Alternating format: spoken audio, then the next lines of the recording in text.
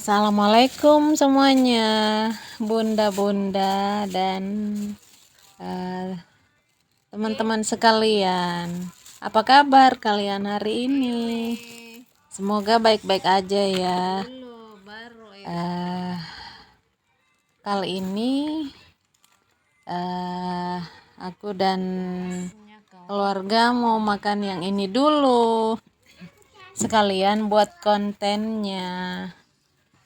Ini di bawah Pak suami tadi malam ya, tepatnya jam 10 malam.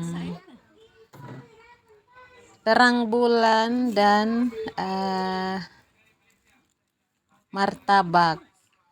Kalau di Jawa atau daerah-daerah lain itu terang bulan, mau martabak, ini semuanya itu kalau ndak salah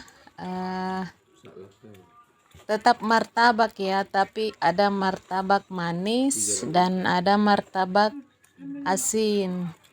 Ini kalau di Makassar ini terang bulan. Ini isiannya yang kita lihat ini, yang Pak suami bawa ini jangan terang bulan dulu ya. Ini martabaknya ini sama ya, sama semua sama, pakai daun bawang. Terus ini terang bulan keju ya. Martabaknya seperti biasa pakai timun ya. Wow, menggoda banget. Kalau gini sih